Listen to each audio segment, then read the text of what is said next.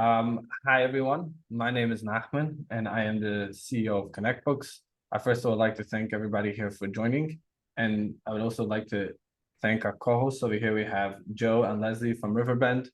I've known Joe and Leslie for a while. We always talk to each other a lot, and there've been a lot talking and helping out with customers and stuff. Already for quite a few years, and I could just say that there's no one out there like them. Really amazing in what they do. For today's webinar, what we will do is for the people joining us through the end of the session, there will be some giveaways. So there will be two people winning a free giveaway on getting like a financial review from their books. That will be done through us, through Connect Books, if you want to get a more financial review and understand better of what's going on. For Riverbend, we'll leave that up to them, meaning they have also something to give away. Let them explain their giveaway. But if anybody, for the people staying towards the end of the webinar, we will have a raffle from people who attend. If you want to get like a thorough review of your bookkeeping to understand, is your books done the right way, how to do things better, or, maybe stuff are out of whack and all that, we'll definitely help. We'll definitely dive into that, give you like a full 1 hour session, but with a deep dive and ripping up the books and telling you, okay, this is good, this is not good, this you have to change, all that. We'll do that all the right way. And then towards the end of the webinar, we will also have a Q&A session. So for all your questions that you have, post it in the Q&A, and towards the end, we'll get through it. And now I'll let Joe and Leslie take over. Great. So I guess we'll introduce ourselves first. So I'm Joe Zalta. I've known Nachman for a few years now, always very impressed with his company and the software and just the way, he handles himself and his knowledge of the Amazon space. Leslie and I started Riverbend about 5-6 years ago, maybe 6 years ago now. I think it's time to say the right things, especially when I'm on the phone with a numbers guy who's going to correct me if I'm wrong, right, Nachman? So 6 years ago, we've really grown over the last few years, servicing all different types of Amazon sellers with all different types of problems, ASIN takedowns, account takedowns, and everything in between. We have an amazing team of around 100 people at this point that have tons of experience across all different areas of Amazon. And like Nachman said, we definitely have some crossover with his clients, our clients. So a lot of experience and knowledge here. So I'm going to hand it over to Leslie, my partner. Hey there, I'm Leslie Hensel. I oversee the service team at Riverbend and still write quite a few appeals. What Joe didn't tell you is that he is a very experienced seller on Amazon, as well as working at Riverbend. And I've been a seller on Amazon myself since 2010. So we bring a lot of that side of the equation and that perspective. We've been in your shoes. We've seen all of the challenges that you have seen. We're not just people who jumped into the consulting side without the Amazon background. And Joe, real quick, you want to tell them about I'll tell them about mine first, and then you take the other two. I recently wrote a book about selling on Amazon. It is called The Amazon Incubator. Grow your business or hatch a new one. And it is all about a step-by-step approach that anyone can take, whether you are already an existing seller, but you want to make sure you're all buttoned up to take the next steps, or you're brand new to the platform. And so today, as a special offer giveaway for you folks, we're going to give away 5 free copies of the Amazon Incubator. But unlike the others that are the raffle, I need you to send an email because we want to make sure you want the book. So if you're interested in the book, send an email to partners, PARTNERS, at riverbendconsulting.com. And that goes to our partnerships manager, and she will make sure the first 5 of you to send that email get your free book mailed out this week. Okay, Joe, your turn. Sure. So what we're going to be giving away today, which is I think pretty cool and helpful for all sellers, is the first 3 people to submit in our, I guess, our contact form or whatever Nachman puts out at the end to reach us, will get a consult call. So 3 different sellers will get a 30-minute consult call. And whoever mentions this webinar will get for the next 30 days, we'll get a $200 off ASIN appeal. So our ASIN appeals range depending on how complex the issue is, but somewhere around $1,000 to $1,500, you'd get $200 off that ASIN appeal. So as long as you mention and reference this webinar in the next 30 days. Alrighty, amazing, sounds amazing. So as we begin, I think Leslie and Joe, do you want to start off with your first bullet points that you have prepared? So the first thing we want to talk about today is making sure you are not an Amazon delisting magnet. We all know that Amazon can be very difficult to work with. And right now, especially, seller performance is very active. Seller performance is that group that takes down your ASINs, takes down your account, causes you lots of problems. So I want to give you a few simple steps that you can take today that will protect you and most importantly, protect your most important ASINs. And the first one is something that y'all, it doesn't matter if you're a giant seller or a small seller, everyone forgets to do this. And that is to clean out your inventory regularly on Seller Central. So today we have a nice springy day here in Texas. So I want you to treat this like your spring cleaning. You need to go through your manage inventory and delete any listing that you do not intend to sell again. And let me explain why. Amazon will come back. If you have something listed in your inventory, Amazon can then suspend that ASIN even if you have 0 as the number of units available. You know that you never intend to sell that item again, but if it's listed in managed inventory, Amazon thinks that you intend to list it again. They can't read your mind. So a product could be, say, taken down because of a new FDA regulation. It could be taken down because of a recall. It can get an IP complaint because there's a mass IP complaint that goes out for a brand that has juice at Amazon and everyone gets the complaint. So if you delete those listings from Amazon, you dramatically increase the probability for you that when these mass takedowns happen, they don't affect you. So I see someone say, hey, I've heard people say deleting helps, and some say you can still get IP complaints. Can you still get an IP complaint? Yes, if the data is still old on the Amazon side, but give it a little time and it's all refreshed, you're not going to get those complaints.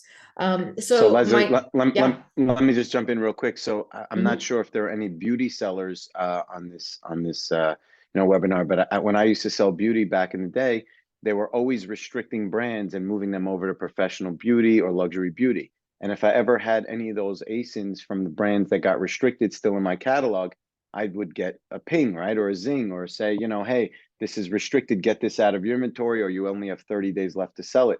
But if I know, after speaking to you from when I met you years ago, you said delete these, I stopped getting them completely. So there were less marks on my account health page after I did that. So it's a great point.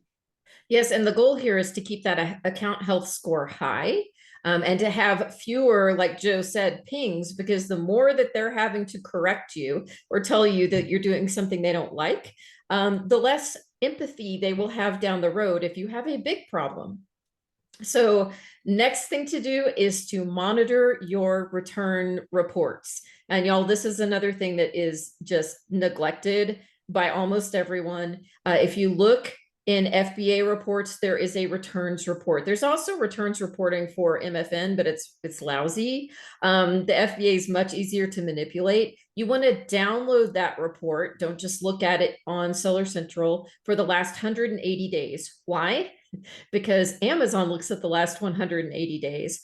And here's where you've got to do some math. So this is Nachman's area. This is a math nerd kind of thing, right? Accountants love this kind of stuff. You want to go through the spreadsheet and you're going to delete all of the reasons for returns that aren't on you. So like bad address or accidental order, none of that is on you, right? But things like it was the wrong size, or the quality was an issue, or it's defective, Amazon considers those to be your problem as the seller. So then you want to calculate your real returns rates, especially on your large products. large sellers, things that you're doing a lot of units. So anything that has a return rate above 4%, you really need to pay attention to. Your goal is to be under 2%, except for categories for this adjusted returns rate, except for categories like clothing and shoes. Obviously, a whole different ballgame. But even in clothing, it can be important to look at this returns rate report. So let me tell you why. I had a seller who was approved for selling clothing for Nike. And he usually had pretty decent return rates, partly because people who buy Nike clothes buy them a lot, so they know what size they're supposed to wear, so the returns are low. He had this one line of products where the return rates were insane. And he didn't know why his overall return rate in his account had gone up. We downloaded this report, we sorted it by ASIN and figured out there was this new line in Nike that was women's. Almost every comment said too small, too small, too small. So it obviously wasn't true to Nike sizing. If he had run that returns report 2 months before, he would have caught this and none of those returns would have happened. And as you good sellers know, man, where you get killed is on the returns because you eat all those fees. So the returns report together with cleaning out your inventory, both of those will make your account healthier and keep you from having ASINs suspended for poor performance. Les, yeah, something Jeff? just to add about returns. Obviously, that's a very hot topic right now because we just got through fourth quarter, specifically December, which is the biggest volume month of the year. And I can tell you that, you know, from the circle that I speak to and the people that I work with, the return rates have gone through the roof in January and February. And where it used to be something where, okay, you know, it didn't affect the bottom line as much. Now it definitely is, especially with the additional return processing fees, right? That you mentioned, Leslie. Even if you're getting the inventory in good condition and it's going back into your inventory, you're still losing money because Amazon is charging you a fee. And then you also have to consider the fact that now it is going back into your inventory and you're going to start getting charged FBA storage fees again. So depending on the time of year, if it is happening in Q4, now you're getting 4x on those inventory storage fees where you would have normally gotten nothing since you sold it already. So being on top of the returns is much more important than people think. I think everyone gets very enamored, which is normal with sales, numbers, right? Goods going out. You have to pay attention to what's coming back, especially in the clothing, shoes, categories. Those numbers are crazy. So just really focus on it and have a process in place where at least it doesn't have to be every day, it doesn't have to be every week, but pull reports at the end of the month. If there's anything that really jumps out at you, a product that has a super high return rate, do something about it. Either stop ordering it or make an adjustment on the product. If you're a private label seller and you're making the product, read the reviews, see what they're saying. If it needs to be adjusted, do it. Otherwise, it's going to eat all your profit on that listing. So I would just add on to that. This is a real important topic that you guys are discussing. And one of the features that we have built out is that we will show on every single product what the return rate is per ASIN, or we do it per prepared ASIN or per ASIN or per SKU. But one of the real things that I've been a lot involved in helping out sellers is determining how many returns are sellable and how many are unsellable. So when you download the returns report, there's, I would say, these 3 categories to look into. One is to look, if it's sellable, then it's like Joe said, the fees are eating you up, but at least the product still goes back. If it's unsellable, most likely the product is ripped apart or not in good condition, and then you have to make a removal order. So basically, it's not just losing out the fees, you lose out the money in the product itself. And it really also depends on what type of a line you are. Like if you're an electronic line and you bought a product for $100, so I tell people is like, I've seen sellers that sell stuff for, let's say, $150. If it's an expensive item, on every single return, if the product is non-sellable, they lose so much money just on the product itself, and it takes a lot to make up for that loss. So what we do is we will help you. We have an automated system where we can show you every single product, how many returns came back that were sellable, how many were unsellable. And then the other thing is, if you get reimbursed, we include it as a reimbursement.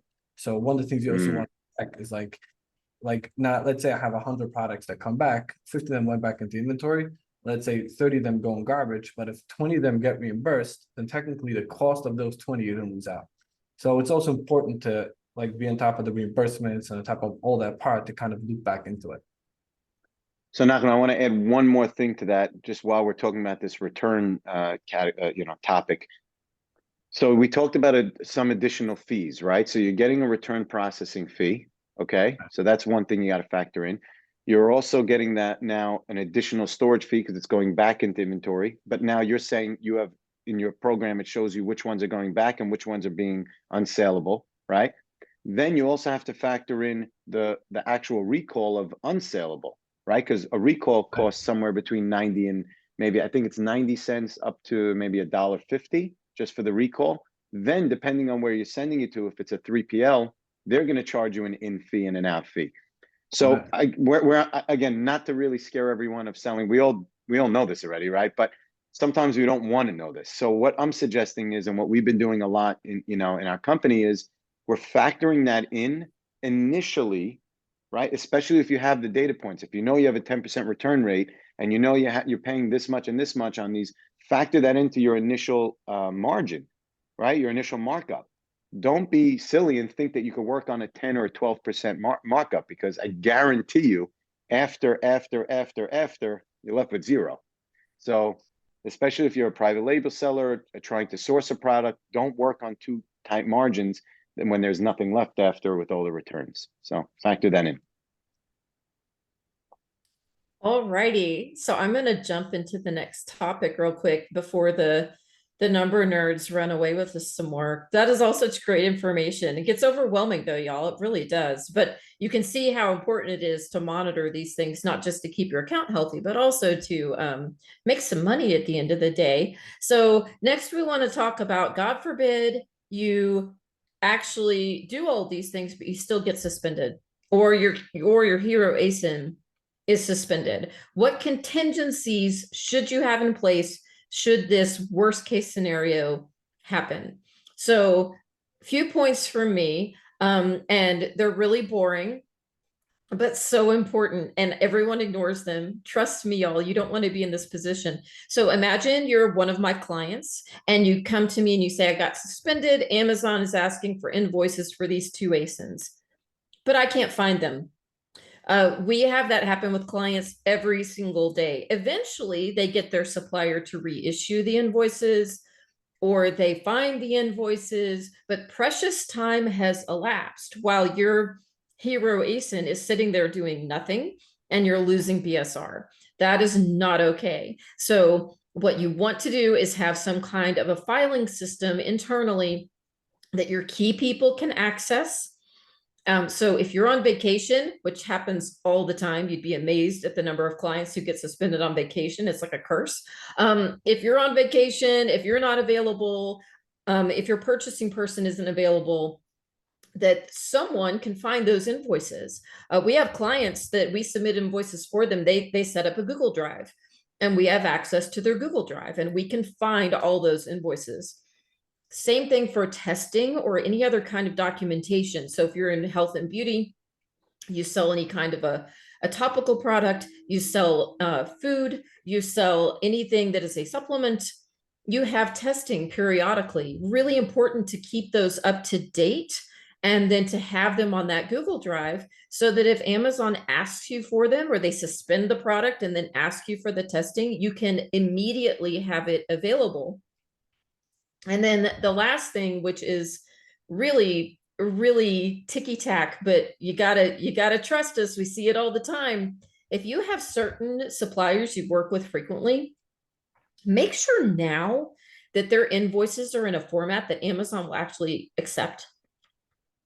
Amazon won't take an invoice if it doesn't have the supplier's actual name and address on it. And they like it when it has phone numbers and a contact name and a website.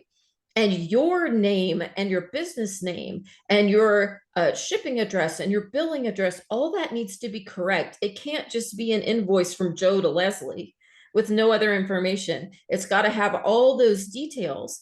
So when you submit the invoice, Amazon's going to believe it and it's going to match what is on your company website, your supplier's company's website, your official documents, your LLC information in the back end of your Amazon Seller Central account. they're going to want to believe those if you actually have it all on there. These bare invoices, Amazon doesn't like them. And then last point for me on this topic of what to do if the worst happens, be prepared to go through verification again. So last summer and spring, all of us went through verification, right? Even people with really old accounts like mine who'd never done verification before.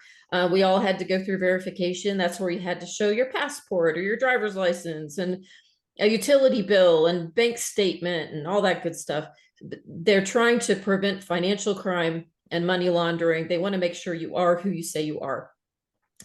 Sometimes they also ask for invoices from your supplier, and you'll be on a video call with them, literally holding up invoices and then sharing a screen. And they're looking at your emails with your supplier. It's very intrusive. Just be prepared. We've had a lot of clients who've been suspended for various reasons. We overcome the suspension, and then Amazon makes them go through verification again. So be buttoned up, have all your documentation, keep all those bank statements filed. Don't just let them get lost somewhere in your email where you can't get them. Know where it all is. So if it happens, you're going to be ready to go. Wow, amazing. Thank you so much, Leslie. Thank you for Joe for this valuable information. Really, really, really amazing and valuable information that everybody has to be on top of and be on the lookout, especially, you know, when they come to verify all those stuff. Sometimes be a nightmare. I remember going on all these stuff, but definitely if you're prepared and have stuff in advance, it makes it easier. So we're not. Nachman, I want to just throw one thing in there and I'm usually not one to plug. I promise you, I don't like to plug business. I'm just letting you know the reason why, a big part of the reason why we even started Riverbend 6 years ago was when I was a seller and I kept getting these notifications, I was finding myself doing, you know, appeals all day long and writing POAs and finding my invoices and I could never grow my business. So I'm not saying you have to use us. I'm not saying you have to use professionals. You could potentially do it yourself. You could find someone in-house to do it, but it is a huge part of the business that if you neglect, your business is gonna seriously take a hit. So whether it's having someone on call, whether it's Just finding like another way to do it, yeah, just like your taxes, exactly.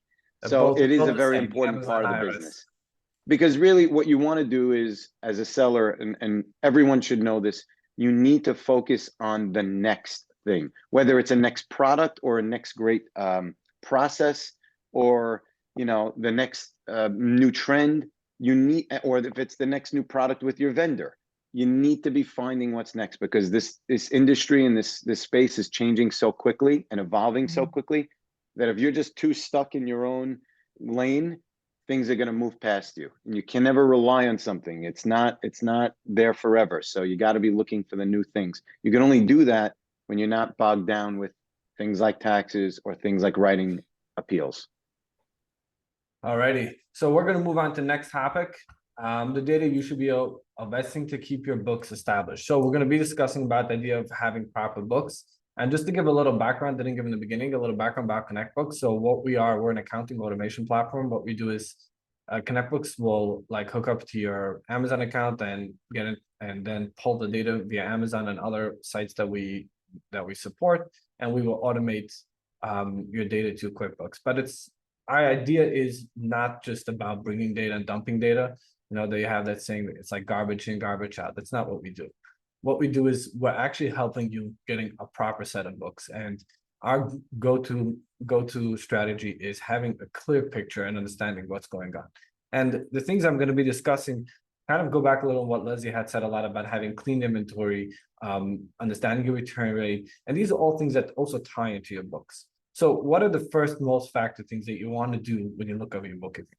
So first thing is you want to make sure your numbers are in order. What do I mean with in order? First thing is you want to make sure that your books match back to Amazon's numbers. And that's a real key to get it back in place. So if you've done, let's say last year, $10 million in sales, you want to make sure whatever you see on your Amazon account, and you would want to pull those reports, you want to see the same numbers in your QuickBooks.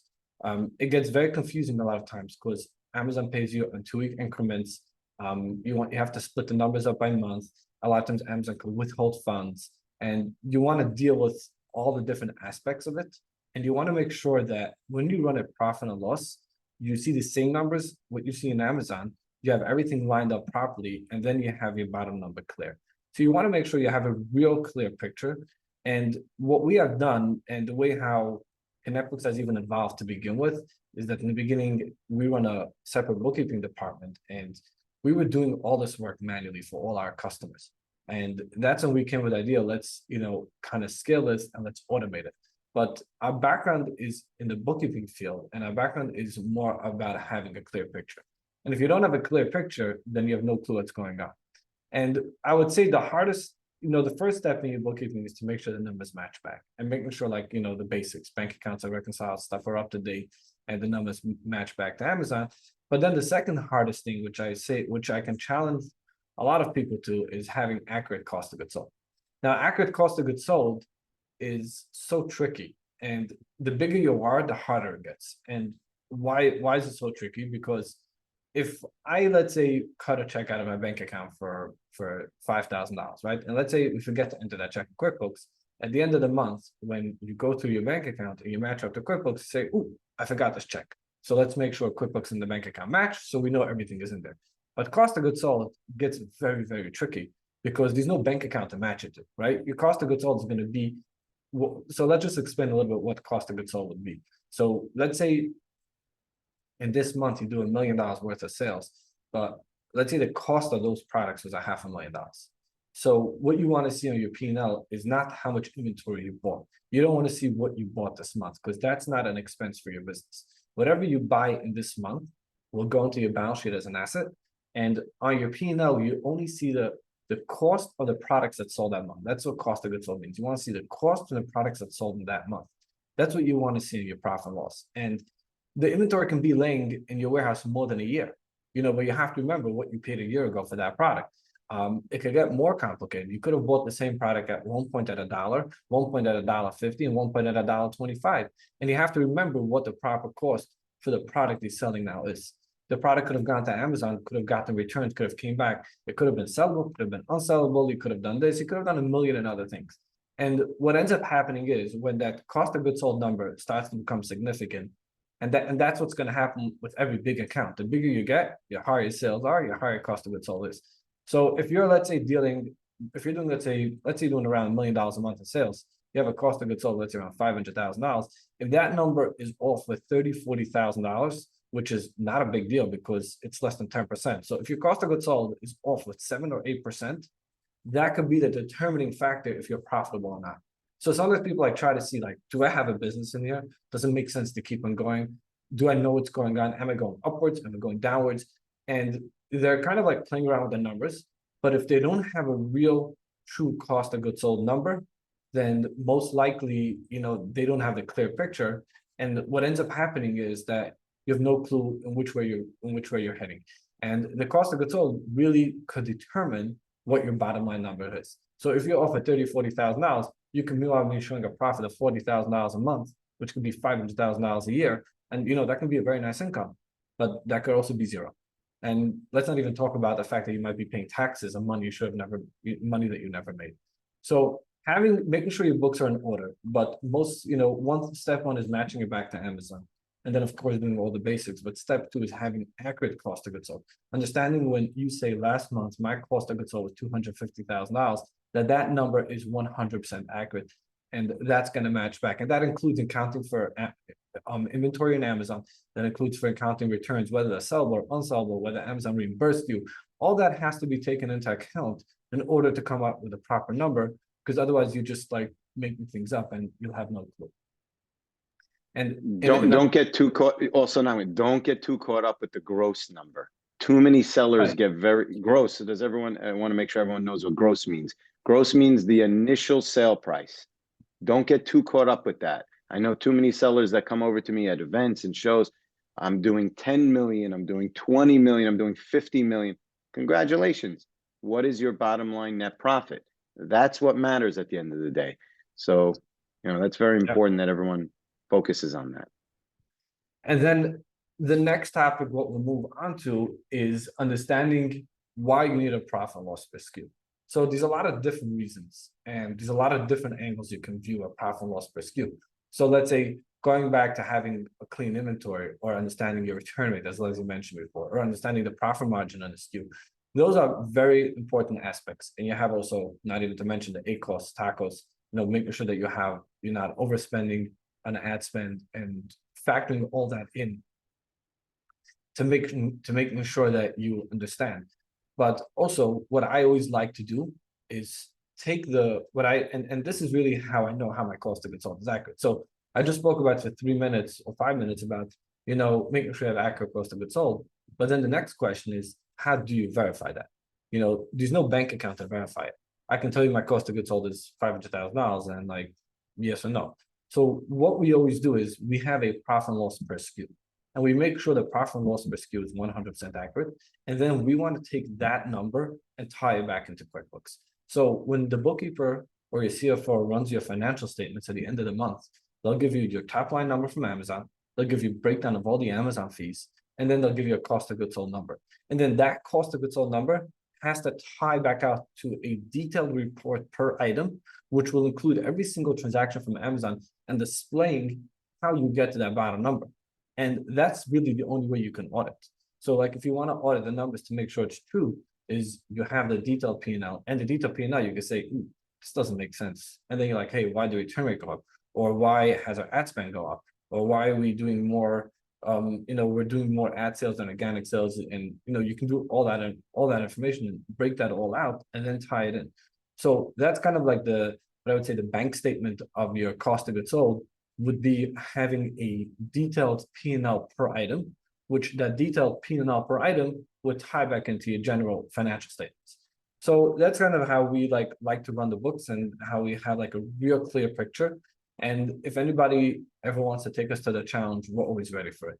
So, if we will help you, we'll help you out with it. You would want to have your proper P&L structure, have your proper gross line numbers, have your cost of goods sold, have all the Amazon fees, and then you want to take the cost of goods sold, you want to time out the P&L per item.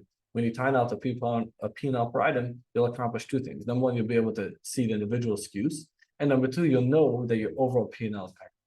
Otherwise, you're shooting in the dark. And I always tell people shooting in the dark is a good thing. Sometimes people always say like my gut feeling tells it to me.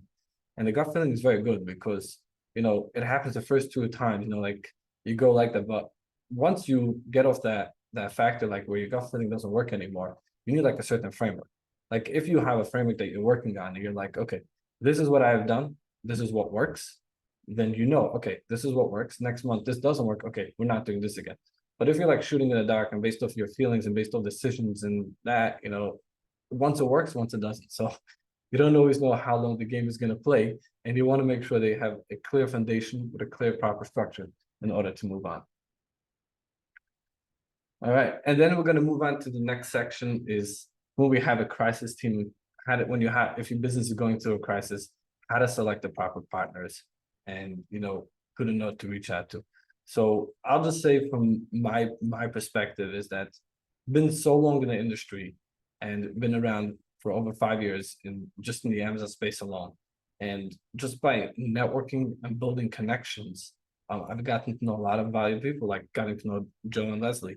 So what happens is when things don't go the proper way, even I know, like, should I reach out to this person? Do we trust them? Do we not trust them? Who do we reach out to? Who do we talk to? And by networking a lot in, like, for example, coming to the Prosper Show or any of the other events, like by networking a lot of these places, you get to meet a lot of other people. And then, once you have your network, you can kind of like reach out to them and say, okay, like, can you help me in this field? So for example, if somebody was to reach out to me and ask me for like a good, something's wrong with my ASIN, of course they tell them, go to Joe and Leslie. So it's someone I can say, look, I can vouch for them. We know them. You're going to be in a good place. And that's been my take, on how to find it. And I'd love to hear Joe and Leslie's opinion on this. Yeah, I mean, you nailed it, Nachman. Leslie and I, like you guys, have been around for 5, 6 years, 7 years. And, it's a very daunting market when you really don't know where to go for help, right? And as you start to realize that you're not the only one that's having this issue, you're not the only one that's having that issue. There's this huge seller community that are all going through the same things. and finding a good group or a network is so important. And like you said, if I have any accounting questions, I know where I'm going, right? If you have any auditing questions, you know where you're going. There are so many professionals in this space, and yes, you have to kind of vet them and, make sure and fact check them and things like that. But having that Rolodex, so to speak, of your own, knowing who to go to for what things is absolutely essential. Trying to tackle it on your own while you're supposed to be running your business, while you're supposed to be paying your bills, while you're supposed to be, managing a team, it's just too disruptive. So, definitely vetting and going to some of these shows, listening to podcasts, going on webinars, putting together your internal list of people that you know who you need to go to if there is a problem is an essential part. What I would just add on to that is like, if somebody has an issue with an ASIN and they were like trying to tackle it alone or trying to do other stuff, if they would just call you, Joe, you would say, by the way, the first 3 things you mentioned that you want to try, I can tell you now, it's not going to work. So you'll save them so much time, headache, money, and just knowing of what to do and what not to do. And, as long as they know, they have a strong backbone and what to do, that makes it very, very valuable. Yeah, I mean, I'll tell you this. This is I definitely have to sing Leslie's praises on this. For years, we have been very, very open with information. We're not always going to solve the problem for you on the phone if we just take an initial consult call. Sometimes we do, but we're not afraid to give out good information or really, actionable items on a call or on a webinar or, even in some email blasts that we do. We're looking to help. We believe that there's always going to be problems, so we're not worried about the business coming back to us because it will. But it's pretty important to get on the phone with people, to read and educate yourself in these areas, especially when you're dealing with good people. They will help you. Well, and I just want to add one thing, that whether you're dealing with accounting issues or, the dreaded audit, isn't that what we're all afraid of, is getting audited? And really being audited, it's a lot like dealing with seller performance. You're dealing with these soulless organizations that do not care about you as a person and don't care about your business. Fear is your enemy. And acting out of fear, it's normal to be afraid. It's normal to have healthy fear of these situations, but acting out of fear is your enemy. And, just like you wouldn't want to get on the phone with an auditor and start just spewing information about your business, it's not something you'd want to do. You would want to talk to Nachman or talk to someone else who's an accountant and get their perspective, go through your books, make sure that you're buttoned up before you start giving out information. Same thing with your Amazon account. Amazon confronts you with an issue. Take some time to calm down. You want to panic when you get the suspension notification, but you don't want to write them back and say, what are you talking about? I don't know what you're basing this on, because they don't want to hear that. They want you to solve the problem. So just, take a deep breath, be calm, and talk to someone who you trust before you react. And that way you're going to have the best response and the best outcome. All right, thanks so much. Now we're going to jump into our Q&A session, and we got quite some questions lined up here. We'll just go through them and see what we get out of here. So first questions we have, what are some key metrics or indicators that sellers, what are some key metrics indicated? What metrics should sellers focus on for financial stability? So I'll answer the financial stability, and I'll let Joe and Leslie take on the other metrics. But what I would say in financial stability, the first thing is understanding your break-even point. Know at what point your business breaks even, which that includes everything what we discussed, having proper books, having proper cost of goods sold margins, knowing everything. So you want to know, like, if, let's say, and people, this is an interesting question that people ask sometimes. Someone asked me, like, if I do 10% profit, is it nice or is it? So I told them it always depends on what your overhead is. So first thing is you want to know what your overhead of your business is. So for example, if let's say you do $500,000 a month in sales, and let's say after all the Amazon fees and cost of goods sold, you're netting 10%. So if you're a one-man show, so then you're $50,000 in profit. So then that would be a nice number. If you have 5 to 6 employees, you're really squeezing it. So you want to make sure is knowing what your overhead is, and when you know clear where your overhead is, that will help you figure out what your gross profit margin should be. And you'll know at that point where you need to stand. If you need to stand at 10% or bigger, whatever, it's going to depend. It all depends how big you are. Joe, do you want to mention what are the key metrics for sellers to look at? Yeah, I mean, I think you nailed it. You know, profitability is understanding your profitability is so important. But what you mentioned about your overhead, so what people have to understand about overhead is it's actually a moving target. What I mean by that is, so it could be a percentage of your sales, right? But your sales can affect how much of a percentage it is to your business. So let's use Nachman's numbers, right? If you do 500,000, right? And your expenses are 20,000 a month and your net profit after Amazon fees is 50, so you're left with 30, right? That's your net profit. But if you do $1 million a month and you can maintain your $20,000 a month expenses, then your profit margin, your percentage is higher, right? The dollar amount, obviously, it stays the same. Your expenses stay the same, right? Off Amazon expenses stay the same, but your profit margin is higher. So then in theory, you could work on potentially lower margins if your sales numbers are higher. So a lot of people don't understand that, right? So let's say you're sitting on a lot of inventory and you know that you could generate a lot of sales, right? And you can move a lot of revenue. And if your expenses are fixed, you could potentially lower your prices to move through inventory to create cash. But you have to understand always what your expense structure is, because usually off Amazon expenses are pretty fixed, unless like there's warehousing or anything like that. But if it's salaries, if it's software, right? All those are more or less fixed. The things that are not fixed have to do with your sales, right? So if you do more sales, you get more Amazon fees. If you have more product there, then you have more storage fees. But that's a very important understanding and the relationship between sales and expenses. So I think understanding your expenses first gives you a lot of that creativity and flexibility on how much sales you're going to do. You could, really push sales by lowering prices, upping ads, but you can't do that unless you know what your allowance is, so to speak. I'll just add on that the overhead is more like you want to know what your floor is, like you can have a ceiling and a floor. So what you shouldn't go below on. If you have if you know exactly what your overhead is, you know that, okay, if I sell a product below, let's say 10% profit margin, and I've actually seen sellers sell products in very low percentages. And I said, why are you doing this for? He's like, what do you mean? I'm making money. I said, yeah, but your overhead is more than your profit margin. So kind of like either trim your overhead and get the profit margin to be in the right place. Okay, next question is, what are the most common mistakes that lead to delisting and how can I avoid them? So I'll leave this question for Leslie and Joe.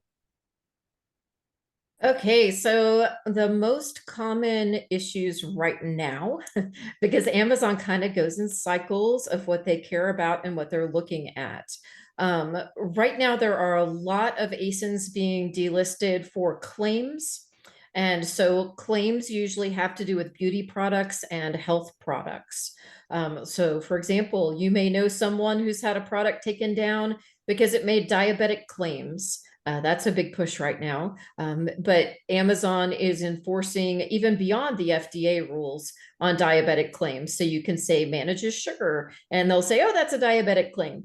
So you have to be really careful if you're selling anything in health and beauty that you're not making claims that it'll make you look younger. It decreases the appearance of fine lines and wrinkles you might get away with, but not, it's the fountain of youth and you're going to look like you're 20 again. That you can't do. So that's a huge push right now at Amazon. Another one we're seeing a lot of is condition. So condition means exactly what you think it does. When someone receives an item from Amazon, it should look like a gift that you would give to your mother. Your very picky, choosy mother. It should not look like something that's a return or that has shelfware or it's beaten up or it's been through the system 10 times. So it's really important to make sure that you have great quality when you ship to the warehouse, but also that you do things like you put seals on the boxes so that it doesn't get opened in transport, or so that Amazon knows if it was returned that the seal is broken, so they should put it in unsellable. So right now, a lot of focus on product quality for condition and on restricted products. All right, next question we have is how soon after sale can you delete listings, and what if someone returns? So I'll leave that for Leslie. Yeah, that's a great question. So what I do in my business is I wait 60 days after the last unit has moved. And I'll tell you why. If someone does return it to Amazon, which can happen after the 30-day period it's supposed to, say you already deleted the listing, no big deal. It just goes into stranded inventory. And if it's sellable, you can recreate that listing and it'll pop right in and sell again. But you want to avoid those hassles if you can. So if you go to 60 days, that gives plenty of time for most people to have returned the products and Amazon to put them back into the system. Right. That's definitely a good idea. I know the return window is like 30 days, so I guess you wait like 30 days after the return window, which most of the times I'll give you a hard time for returning. Right. And if it's the holiday season, you want to wait until 30 days after return, at least 30 days after return-uary. So, if you're doing 60 days after return-uary, you're probably going to clean out your inventory probably into this month. It's actually interesting. We just rolled out a new feature for showing people that profit and loss, how much money they made in December, along with all the returns. So we can show you, even if the return in January and February, because some people have like very low numbers in January, but in reality, it belongs a lot to December. So really, for an accounting purposes, returns get booked in the month they come in. So that's how we do them in QuickBooks. We have a separate report on our website now, which we can show you like your actual numbers if you're actually making money in December. And sometimes that can really kill it.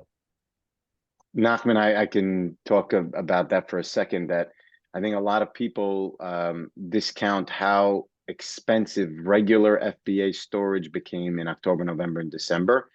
And especially if you layer onto that any LTSF, long-term storage fees that were there, any goods from 6 months prior. And why they don't understand or they don't realize it right away is because that number comes out 8 to 12 days into the following month.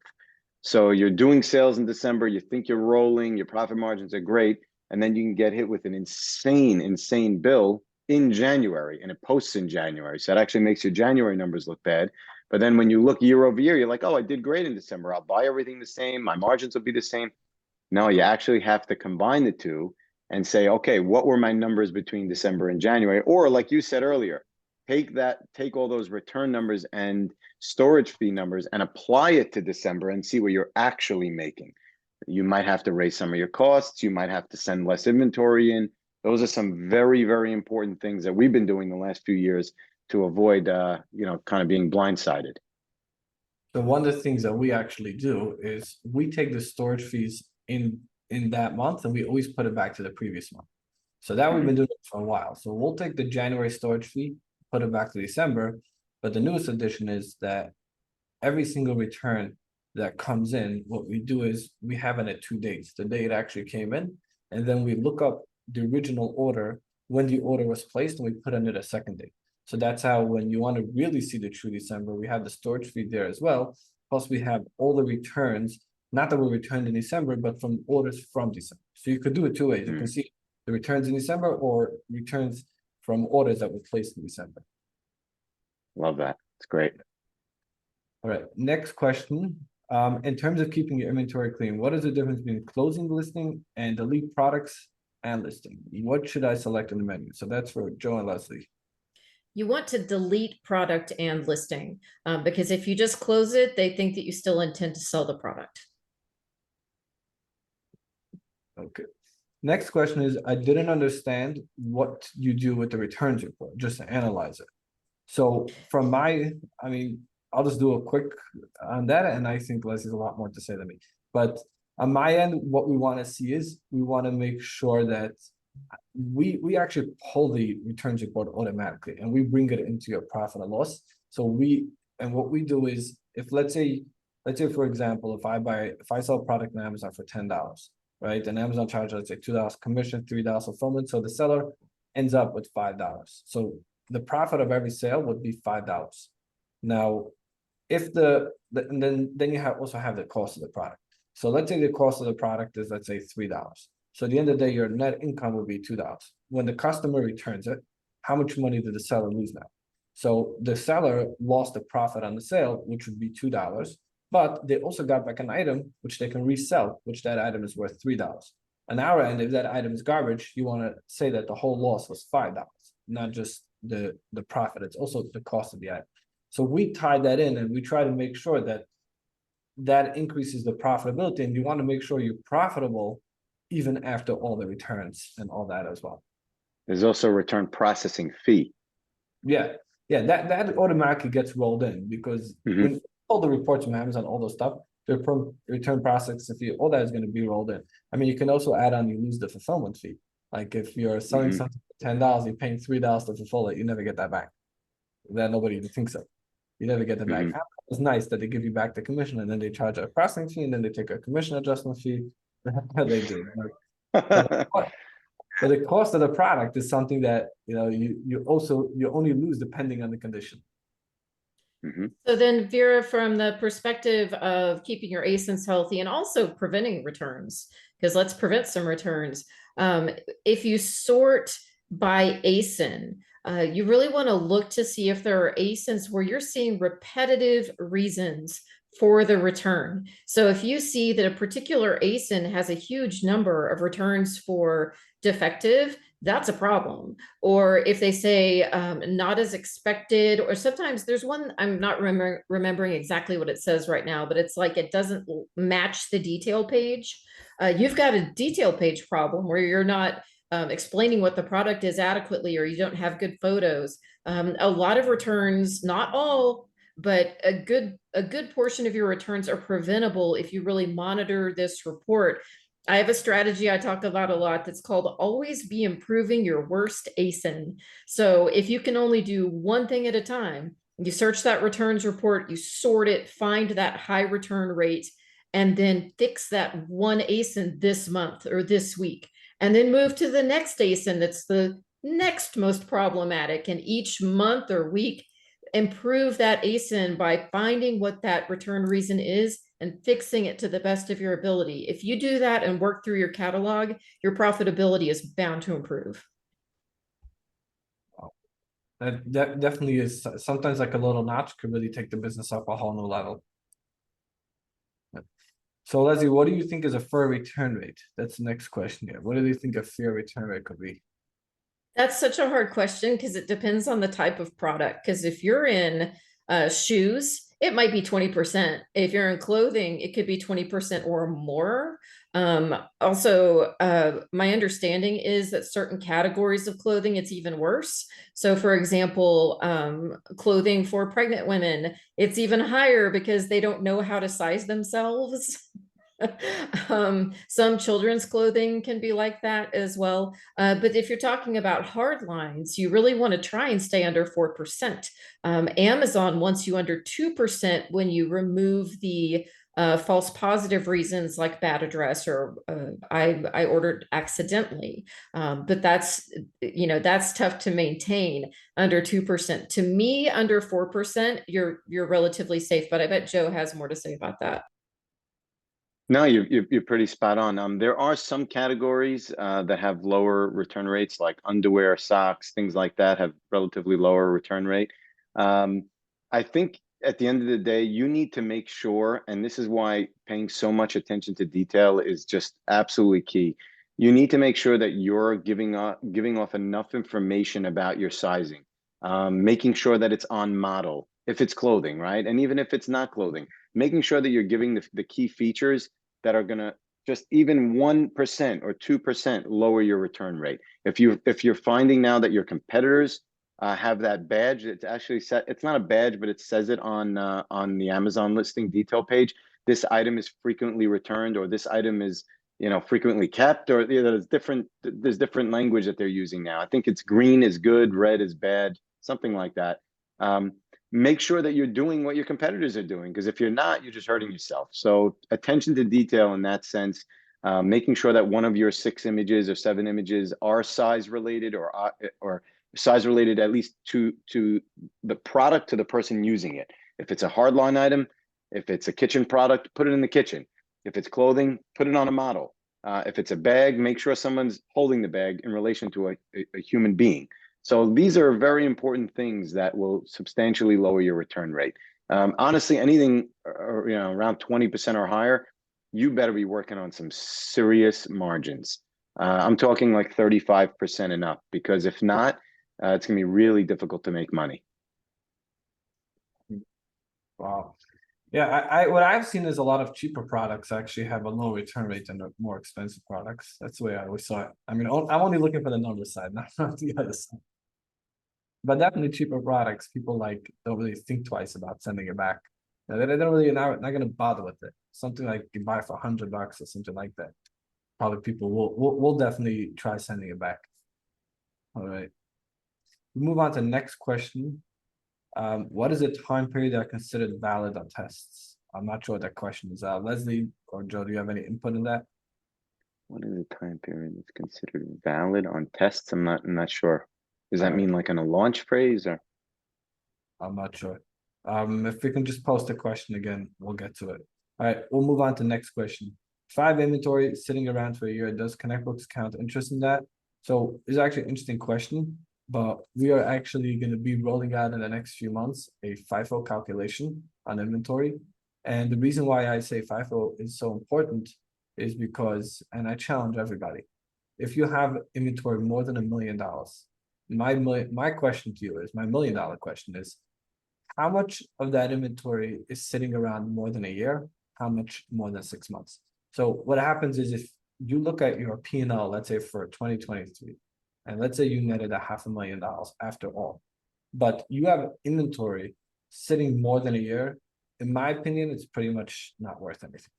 I don't know, maybe you can liquidate it or something like that. You want to probably turn it into cash, but you have to make sure that your inventory levels don't go up high, because I call inventory the silent killer. Like if you have, let's say, an employee that's not performing and you're like cutting that paycheck every single week, you're like, I got to get rid of them. You know, I just can't keep on paying everything when I'm not getting, my money's worth.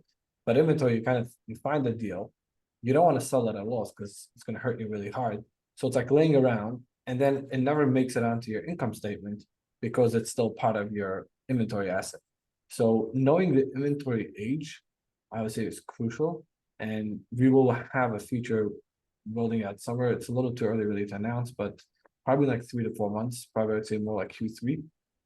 Late Q3, we will have a feature where we'll be able to tell you the proper age. There is other ideas that we can work with you up until then, but that's something that you should technically be looking around that. Okay, next question is, what is considered a healthy profit margin? I think we discussed that already in the first question. Somebody wants to know if we recommend tracking inventory in QuickBooks. Well, the answer really is, if you want to track inventory in QuickBooks. So the biggest challenge that I find with inventory is that what happens when the price changes, or what if when you start bundling or kitting. So when the price changes, that's where it gets very complicated. If you buy something for $1, you always pay $1. You know what the cost is. You can just plug that into our system, say the cost of this product is $1. We'll show you your profits. Problem is, when you buy 100 units at $1, sell 80, buy another 100 units at $2, then you sell 50, buy another 100 units at $1.25. That's where it gets confusing, and that's where you want to make sure you have a robust inventory tracking system, meaning from a quantity perspective, but also you want to make sure you have a robust system from a cost perspective that will give you your up-to-date cost, and it will make sure that you have that. Okay, next question is, are you trying to use A2X input transactions in QuickBooks, or are you doing bulk each month, and why? So, I don't want to elaborate, meaning we have a lot of different features in A2X. I don't want to get into a whole session here on this thing, but on this webinar, but if you want afterwards, you can reach out. We can definitely explain to the differences, but it would all likely pertain to the previous question. What happens in the cost changes? That's something super important. And that goes back to my previous topic that I covered in the webinar, is that if you don't have accurate cost of goods sold, you're likely in being in the dark and just making decisions based off your gut feeling. And if you're in a good mood, that means you made money. If you're not in a good mood, you won't make money. But you really want to know what's happening. And if you're off with 5%, that could determine the health of your business. All right. So I think this goes for Leslie and Joe. How do you guys charge for filing an appeal? Yeah, so we have different, I mean, just real simple, we have different prices for an ASIN appeal or product related appeal and a full account appeal. They range from, I think I mentioned earlier, on an ASIN level, depending on the type, somewhere between 1,000 to 1,500 on standard response time. And then account appeals, full account appeals range from 3,000 and up, depending on how quick of a response time you're looking from our team. Obviously, if we prioritize it and we're getting back to you immediately, that's a little bit more expensive than waiting a day or 2 or 3 from the responses from our team. But honestly, like I said earlier, we're very good about giving good information. We're not give away the whole farm on the call, but educating yourself, speaking to some of our team members, you'll get a really good understanding of how our process works. We're very open and upfront about that. Also on our website, we're very clear of what our process is. So, step 1, step 2, step 3, this is how we work. We try to make it very simple and easy. We have our own portal so people could log in and see what the stage is, if it's pending Amazon's action or pending our action or pending your action. So all you got to do is call in or visit the site to learn more. All right. Leslie Tamar can't wait to read your book. And she just wants to know when Joe going to give out a book. But I'm not Trey, but maybe Joe's going to be soon giving out a book too.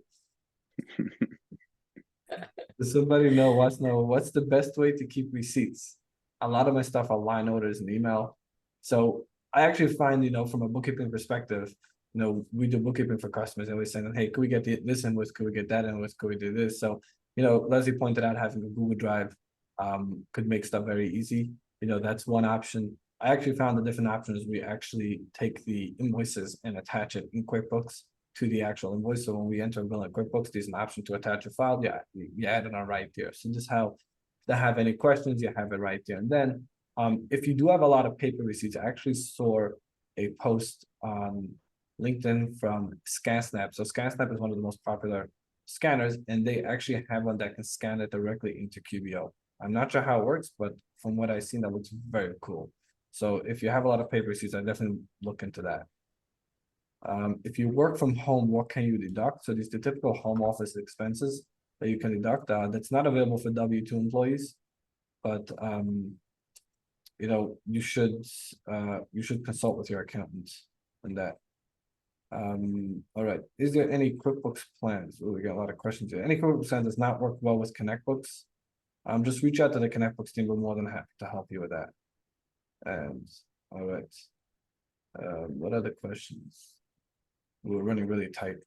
Going back to delisting products, where can I pull a report to see the last time a product was sold? Leslie, do you want to answer that question? Yeah, so there's sales reports where you can plug in a specific ASIN and you can put in 60 days and it'll actually list everything that you've sold for that last 60 days. So you could then delete everything else. Right. All right. Does deleting your listing after you already have an account health issue in any way? Currently, I suspected I've been something I haven't solved in a long time. I'm not sure. Liz, you want to go on that question? Okay, so this is really annoying, Vivian. Don't delete it. While you're fighting Amazon to fix this issue, if you're going to appeal it or try and get them to remove the issue from your account health, don't delete it, because then they'll say, what, this isn't in your inventory, it's not a problem anymore. So trust me, if you're gonna fight them, don't delete it. If you're just gonna acknowledge it because it's suspected IP and you're not gonna sell it, so you're not gonna try and edit the listing, then you can delete it and it's fine. All right. And what's about closed listings? Does that affect the IPI score? Only if you have stranded inventory sitting at the warehouse. All right. Next question is, I guess, also for you. If your product has variations, is it better to list it individually or listed as a variant under one listing, or both? What do you guys recommend? I mean, so if you think of it in the sense of Amazon grades your listing of how much revenue you bring into the listing, in theory, you would think that the more variants you have, which gives you the potential to bring in more sales to that listing, will help you rank better organically. There have been times where, you know, you could test it out. Again, you could start it that way and then you could pull it off if it's not working or if it's not getting the exposure that you want. And then you could launch it separately on its own parent and advertise it and change the title or whatever. But typically what heavy variant sellers do is they combine the listing with a lot of variations to give the customers the best shopping experience possible. Alrighty, as we're running tight on time, we're gonna start wrapping it up. And we will be following up with the giveaways from Connect Books and from Riverbend. And we thank everybody for joining. Any last thing, Leslie and Joe, you want to mention before you guys jump off? Yeah, I mean, I noticed that these questions have been great, by the way. I think there's a few others.